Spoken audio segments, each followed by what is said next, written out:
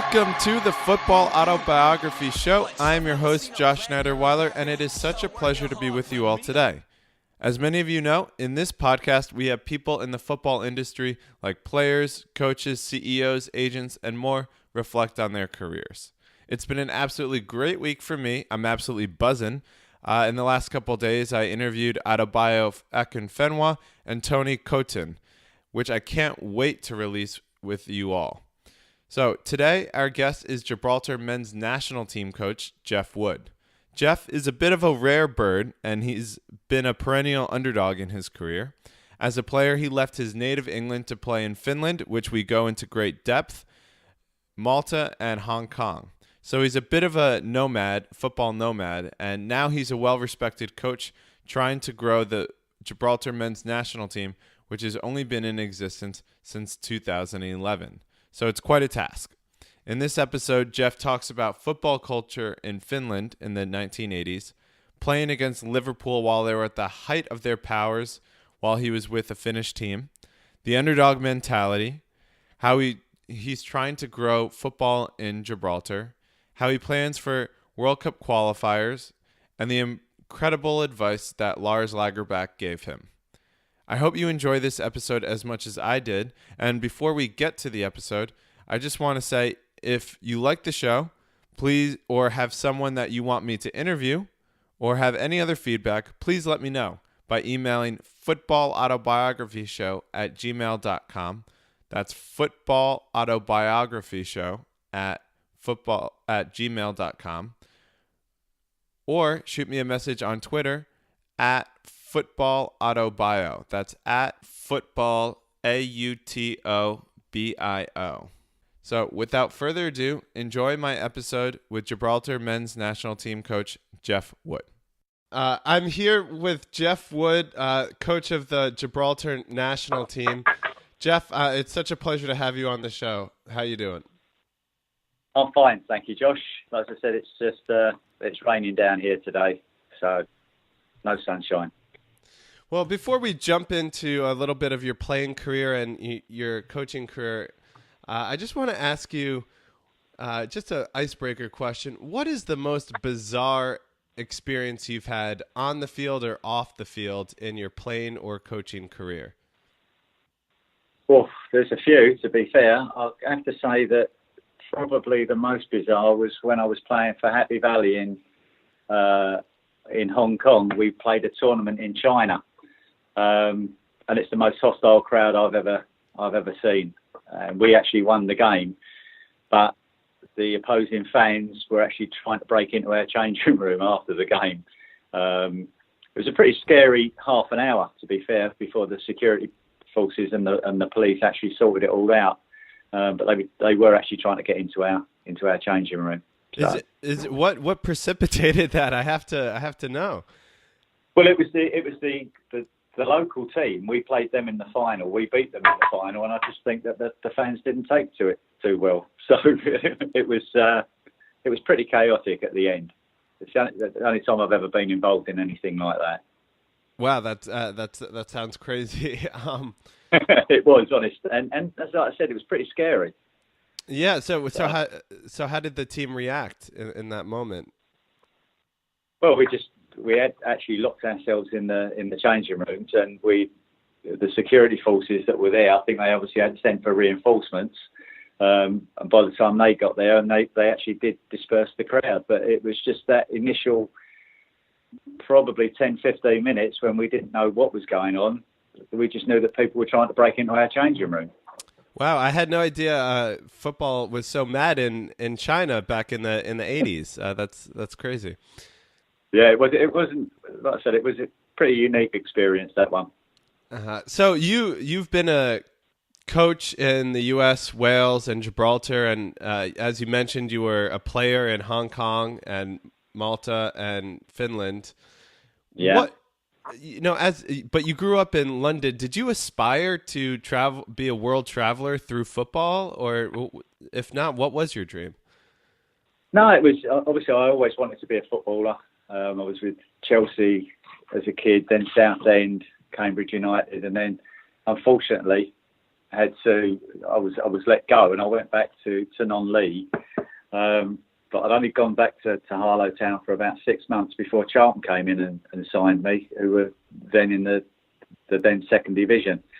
I had 6 really fantastic years at Charlton. Really enjoyed it. Met some great people. Played professional football, which was always my dream. And then there was a choice of what to do next. There were clubs in the UK that were lower league clubs that were interested in signing me. But with Charlton, we had a relationship with a club in Denmark, and several of our players also went to America at that time, the New England Teamen. I don't know if you remember them. But we had 3 of our players went over to the States to play in the summer, and I got offered this opportunity to go to Denmark through the Charlton connection. So I went and did that.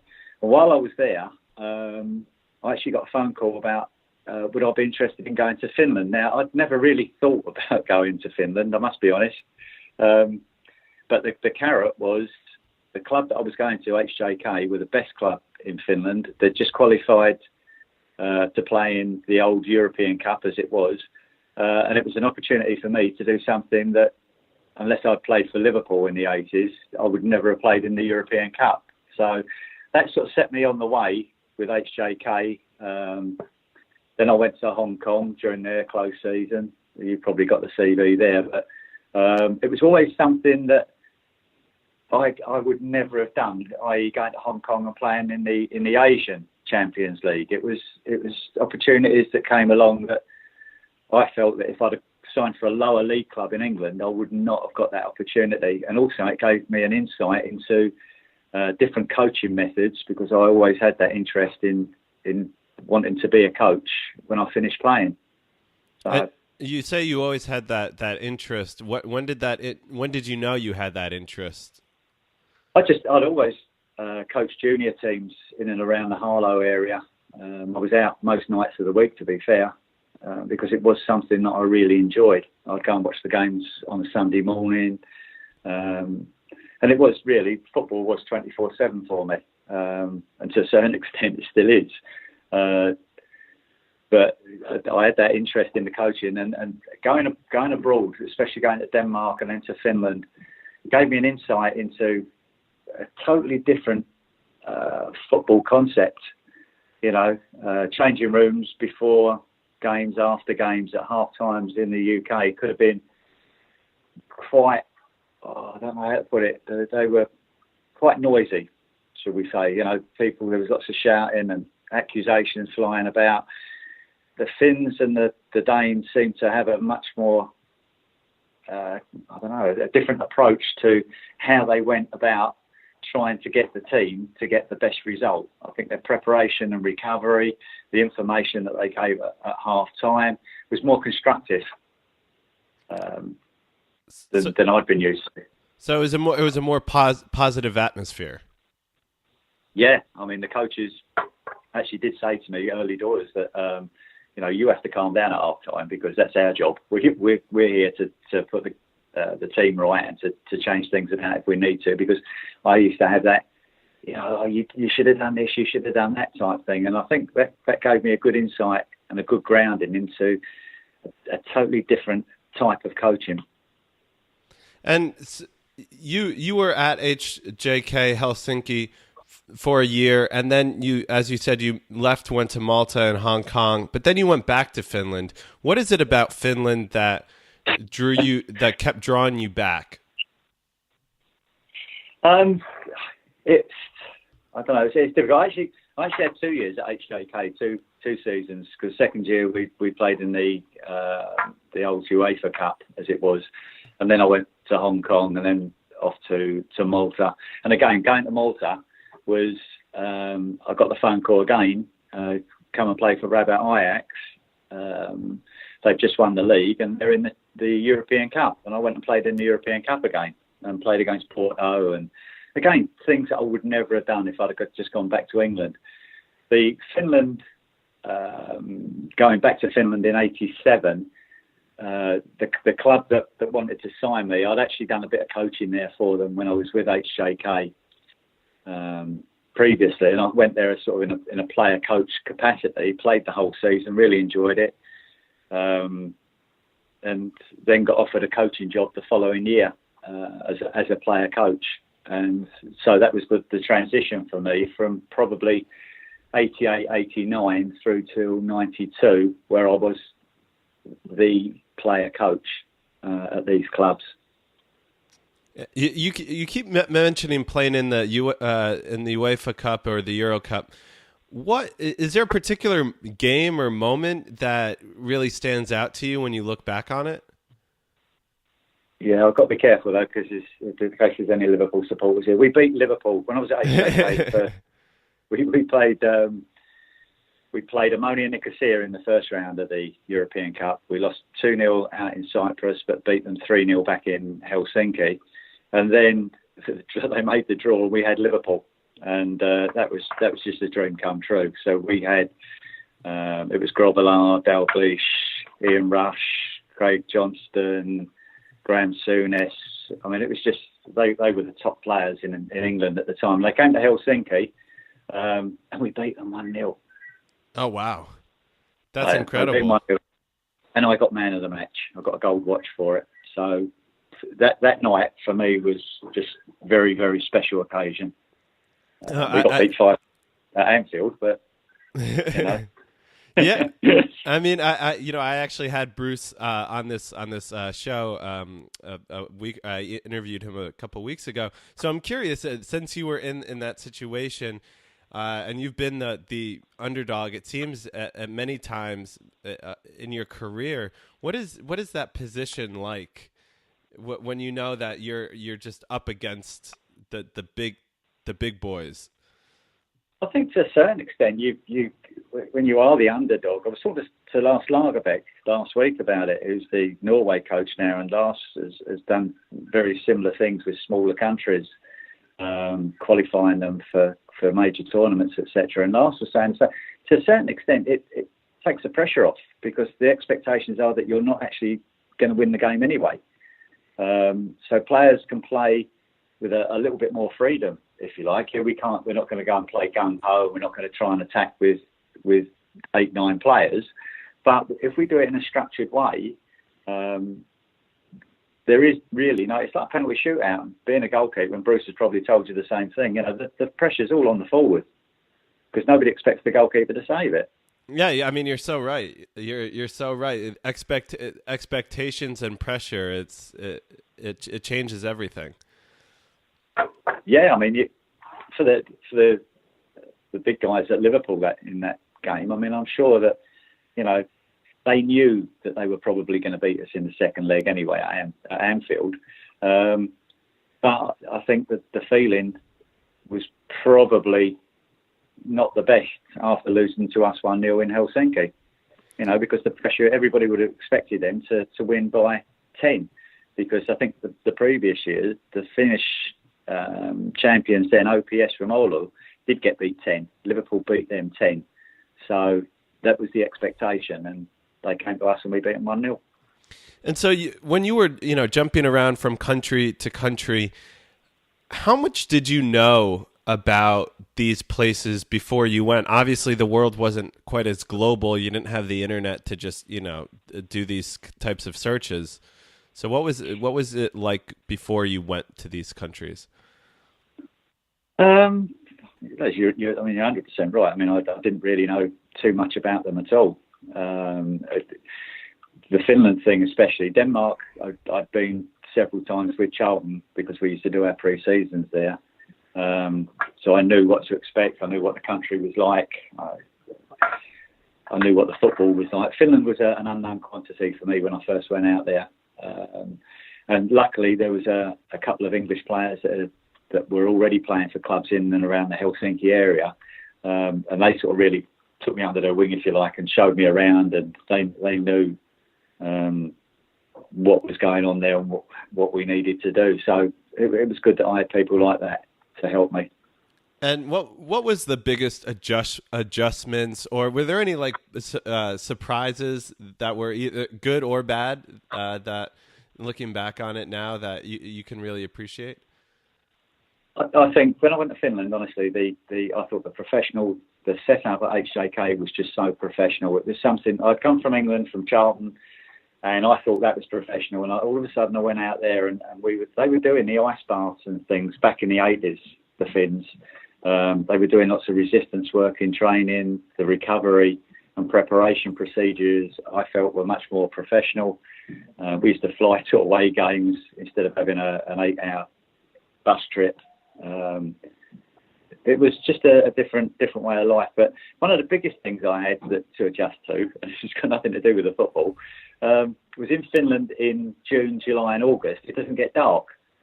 So at 3-4 o'clock in the morning, when you're trying to sleep and the sun's coming through your bedroom window, it's like that was a bit of a shock. Yeah, I bet. I mean, I can't even imagine how difficult that would be. Obviously, in the winter, it was the opposite, though. You know, of course, the sun didn't come up. So a lot of these experiences obviously kind of shaped who you were as a coach. What did you take from those jobs?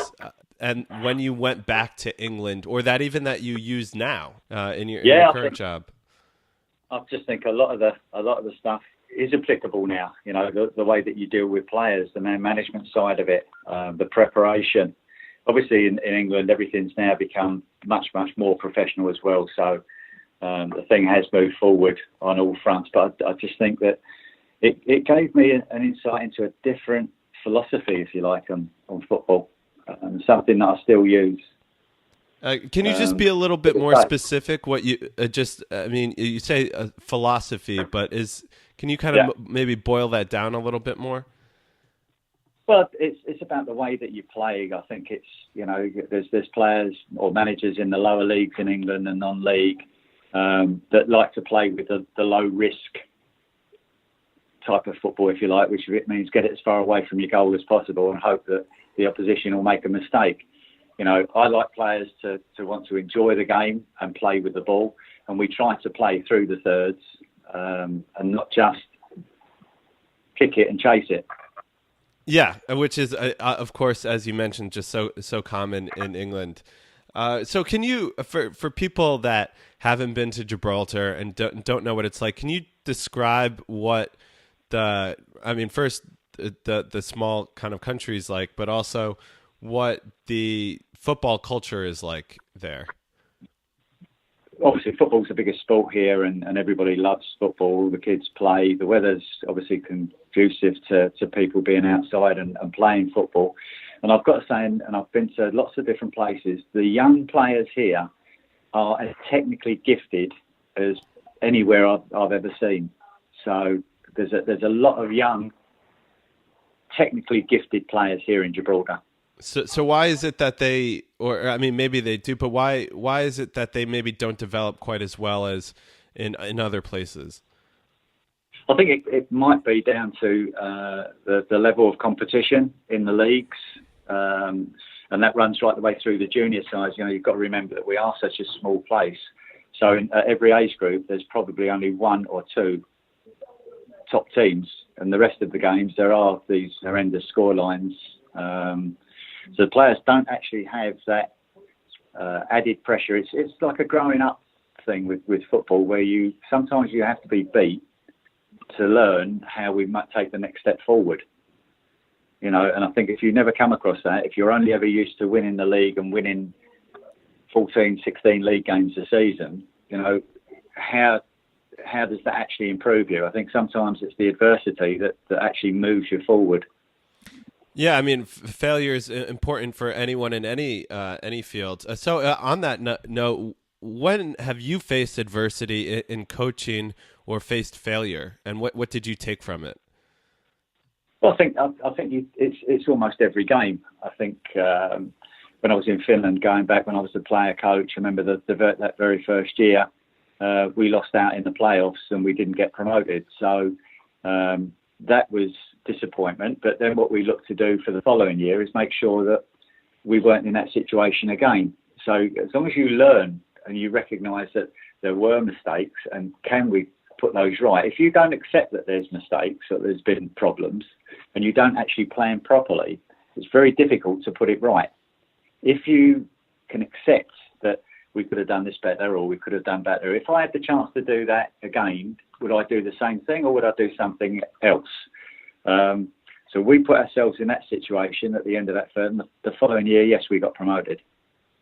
Is there a more recent example as well that you can point to? Yeah, I mean, obviously, with the last game, or the 2 games ago here, when we played Belgium and we lost 9-0, I mean, that was a pretty horrendous result, something that nobody wanted to be on the end of that sort of scoreline. But, you know, looking at it, it was a lot of the preparation with the clubs here not having done any sort of pre-season.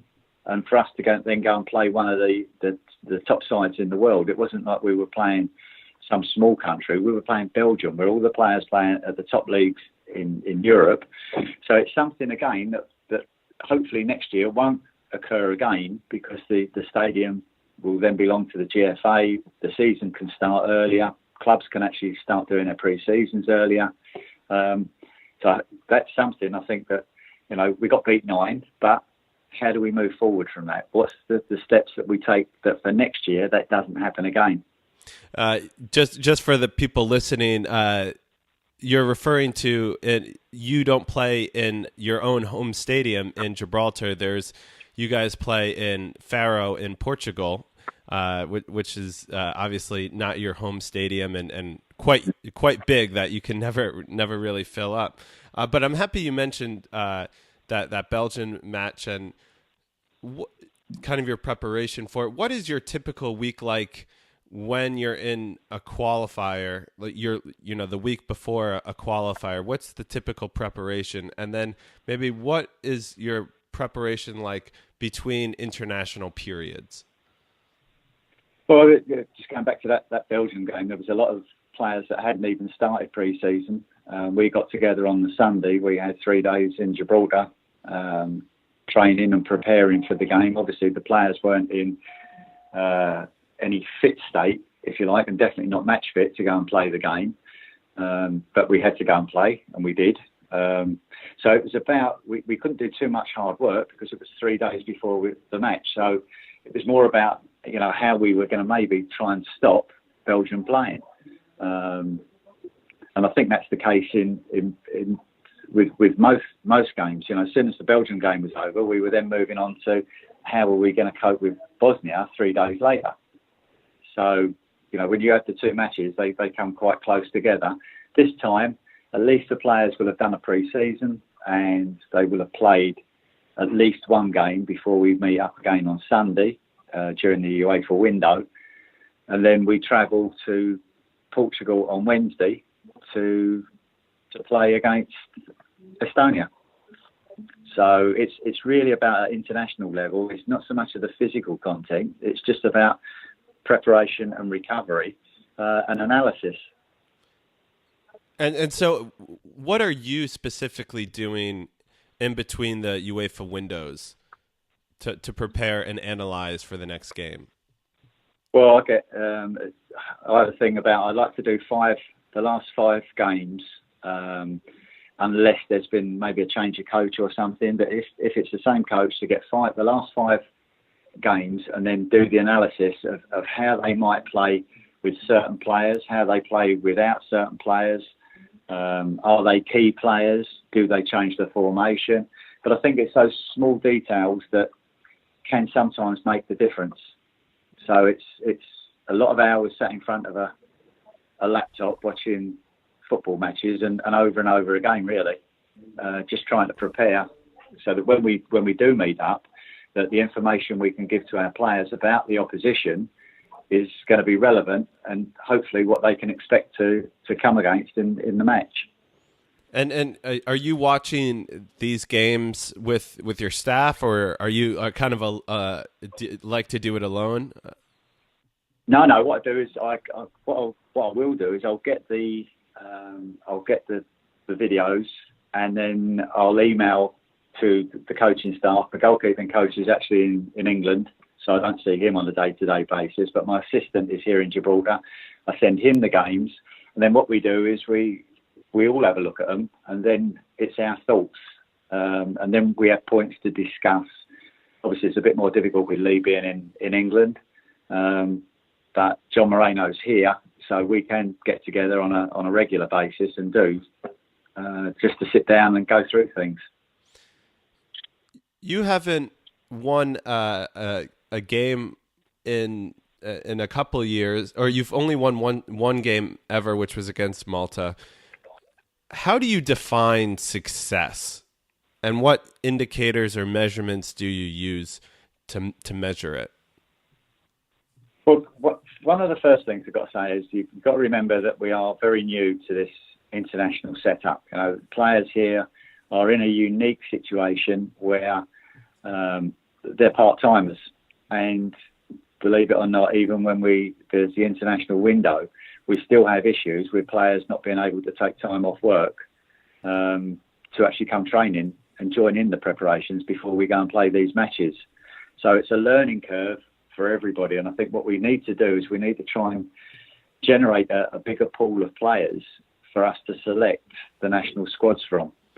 I think now we've got the under-21 squad, that completes the pathway from the 17s, 19s, 21s into the senior squad, whereas before we had that massive hole between 19s and the senior squad. So when you were capping players, when you were bringing players into the international fold, if you like, we were just putting them into qualifiers. They were getting their first caps in qualifiers, which is obviously not an ideal situation.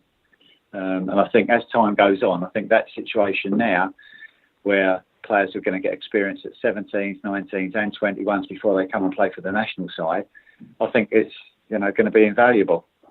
So is that like having part-time players your biggest challenge, preventing you from success? I think that plays a part. I mean, there's other countries that do have part-time players, but I think that normally when the players get together, it's during the UEFA window, you can guarantee that all the players are going to be there.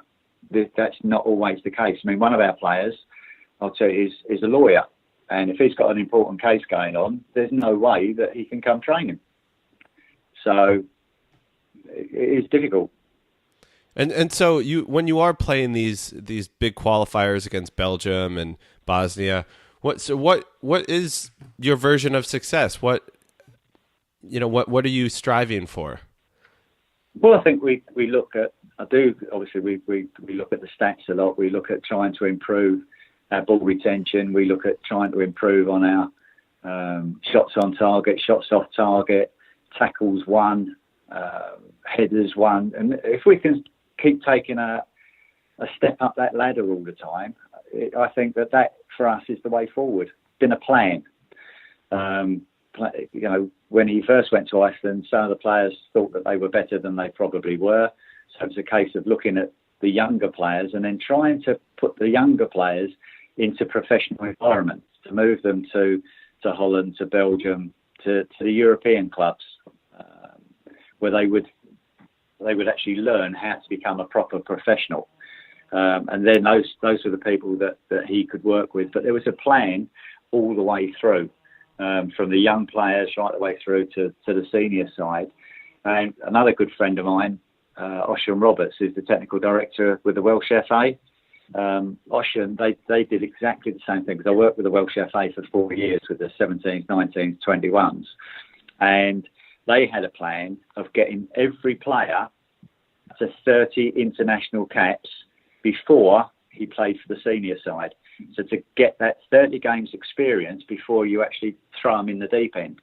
And that's what's going back to what I was saying about with some of our players, that we've actually had to just throw some of our players into World Cup qualifiers for their debut. They've not played international football before, and we're putting them into an environment that's totally alien to them. But it's a process with Wales and with Iceland that they set these targets of getting players as much international experience as they possibly could before you put them in the Lions' Den. Yeah, so they feel like an international pro already before they step on the field in these big games. Yeah, they won't become intimidated by seeing on the other team sheet Holland or Belgium or Germany or Spain, because they've already been through that process several times at 17s, 19s, 21s. So it is, you know what it's like. It becomes easier to deal with, to cope with, when it's something you know. When it's something, it's the unknown, then it can become a problem. You mentioned that well, you know, obviously this team is quite new. It started in 2013. Obviously, the FA has been around since 1895. But as it is still new, is there something that someone at a long-established FA that's been there for a while, that's a much bigger, like a Belgium, might not appreciate that you do at a small place? Yeah, I think that's applicable not just in football but even in business. You know, when you're running a small business, it's all hands to the deck. You know, all hands to the pump. Sorry, that you know, everybody does this, they do that, they do. When you're working with a big company, it's much easier to delegate because you have the finance to be able to do it. Yeah. So what, for example, like what's something that you've had to do maybe as a coach in Gibraltar that you know that someone at Belgium wouldn't have to do? Well, we know. I know Roberto Martinez because he did his coaching badges through the Welsh FA as well, and you know, they obviously have a much bigger staff. They have 2 goalkeeping coaches. They have 4 doctors. You know, whereas that's not the case with us. We have 1 doctor. We have 1 goalkeeping coach who works part time with us. Comes over from England. We've got the basic requirements to compete at that level. But obviously, the more people, the more finance you have, the easier it becomes to work as a team. If you were giving advice to a 25-year-old coach out there, what would you tell them? Just get as much experience as you possibly can, and don't be too set in your ways too young, because I think, again, there's a lot of stuff out there that I think as soon as you sort of say, well, I know everything, or I know enough now, I think that's when the problems start. I think what you have to do is you have to be open-minded to everything, whether it's part of the sports science now, the diet and nutrition, the analysis. You have to be open to all sorts of. You might not like everything, you might not agree with everything, but I think you have to have that information to be able to make that decision, and not just say, I don't really want to know about that, I'm going to do it my way. If you were to write an autobiography, what would you call it? What would its name be? Oh, that's a difficult one. Never thought about that. That's I don't know. I wrote something just recently with regards to the Gibraltar FA, which is probably quite applicable to myself as well. The long and rocky road. I like that. The long and rocky road. It's short and sweet. Before I let you go, do you have any request for the audience? Anything you'd like them to consider, or any request for them? I'd like them all to keep an eye out for Gibraltar results, and to possibly do a little bit more. Don't just say, oh, that's Gibraltar, I don't really need to know any, but let's see if they can find out something about Gibraltar. Could you set them some tasks? Yeah, well, for one, I will have a lot of the information that I did to research this interview. I'll put it online, and there's a lot of great articles with in these Football Times and elsewhere that talk about Gibraltar football and the rise of football in the country. Yeah, no, it's brilliant. Yeah, and thank you so much for coming on the show. I really appreciate it. My pleasure, sir. Anytime. Thanks for listening to the show. If you enjoyed it, subscribe to it on iTunes, Stitcher, Podcast Addict, Acast, or any podcasting catching app. Want to learn more about the guests and go behind the scenes? Then go to my website, www.footballautobiography.show.com, and subscribe to my newsletter. Also, if you like the show, or even if you hated it, leave a comment on either my Twitter page @footballautobio or my Facebook page, The Football Autobiography Show. I welcome and would appreciate any feedback from you all. Thanks for listening. Take care.